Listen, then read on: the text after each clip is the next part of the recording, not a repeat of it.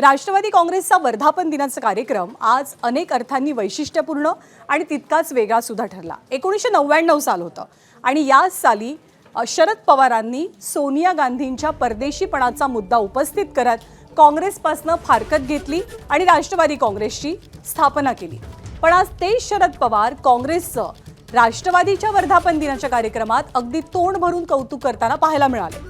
Operation blue स्टारवरनं Girish महाजनांनी जे वक्तव्य केलं त्या वक्तव्याबद्दल शरद पवारांनी कशी जाहीर नाराजी व्यक्त केली, निषेध नोंदवला ते आपण नुकतंच पाहिलं। सोबतच पंडित जवाहरलाल नेहरू आणि इंदिरा गांधींच्या त्यागाचा उल्लेख करत त्यांची तुलना कुणाशीही होऊ शकत नसल्याचा अप्रत्यक्ष टोला शरद पवारांनी पंतप्रधान मोदींना लगावला।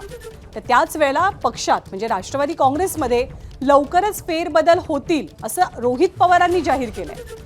घराणेशाहीला एक प्रकारे बगल देत सर्वसामान्य कार्यकर्त्यांना संधी देण्याचा मोठा निर्णय यावेळेला रोहित पवारांनी बोलून दाखवला। त्यामुळे निर्णयाची नेमकी कशी अंमलबजावणी होते हे पाहणं महत्त्वाचं असेल। सोबतच शरद पवारांची बदललेली भाषा नेमके संकेत कशाचे आहेत याची सुद्धा राजकीय वर्तुळात चर्चा सुरू झाली आहे।